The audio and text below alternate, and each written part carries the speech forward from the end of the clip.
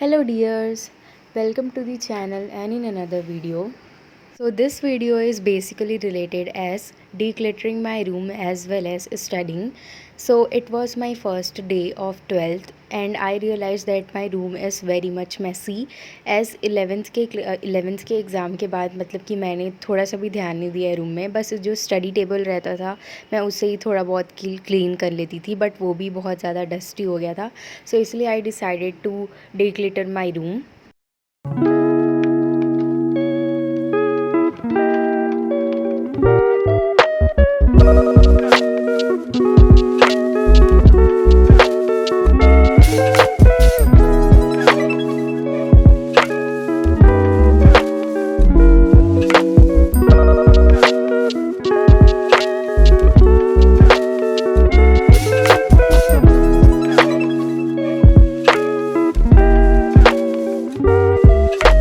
So I kept some of my paintings which are like very much beautiful and which are like my favorite. So I decided to kept them on the छज्जा ताकि वो मतलब कि अलग से दिख जाए अगर कोई भी एंटर करे रूम को. एंड स्पेशली अगर जैसे कि किसी को पेंटिंग्स वगैरह देखनी है तो मतलब जो मैंने अपने हैंडमेड कैनवास में बनाया था मैंने वो सबको ऊपर टांग दिया था. And then I started covering one by one the खंड्स विथ न्यूज़पेपर.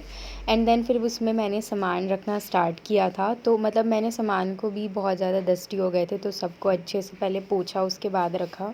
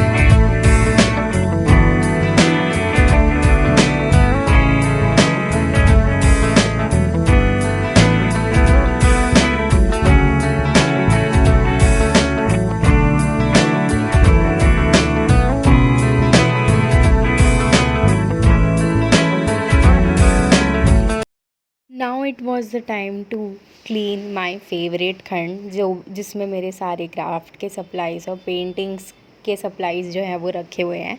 तो मैंने वन बाय वन इनके जितने भी कंटेनर हैं उनको अच्छे से पहले जो भी डस्टी हो गए थे उनको अच्छे से साफ़ किया एंड देन फिर उसे ऑर्गेनाइज़ किया.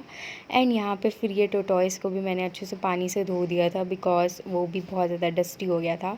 एंड देन फिर जैसे कि मैंने आपको बताया at the starting my study table was clean but a bit dusty, so then I decided to just clean it with water and detergent. So ये मतलब कि वेरी करता है, जैसे कि कुछ कुछ लोग जो है वो कॉलिन यूज़ करते हैं बट कॉलिन मैं एक बार यूज़ करी थी तो उससे क्या हो गया था, the surface of the table becomes like very much dry and then I had to just clean it again with the water. So I avoid Colin.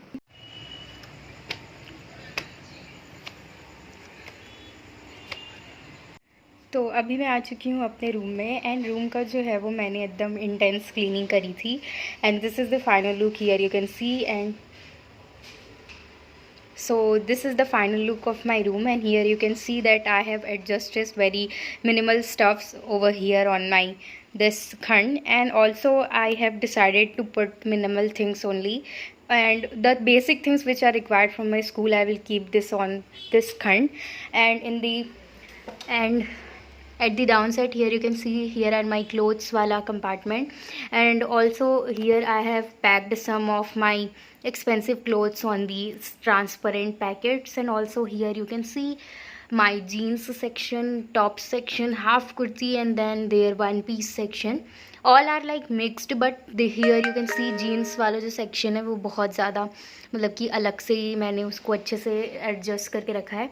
And then my favorite section which I have not touched for so many times, but I love to organize this.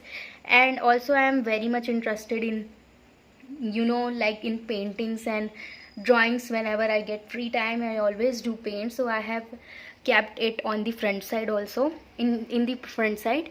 And also the colors are also here, because suddenly if you will have to draw something like diagrams in biology, so that you can easily find this crayons or sketch pens over here. And यहाँ पे brushes भी हैं जिससे मैं paints करूँगी. And by the way मेरा जो drawing का मतलब कि ड्राइंग बुक या स्केच बुक कह लो, वो मतलब कि ख़त्म होने को है, मतलब ख़त्म ही हो गया है, मेरे पास है नहीं, तो मेरे को अभी डबल लेना पड़ेगा.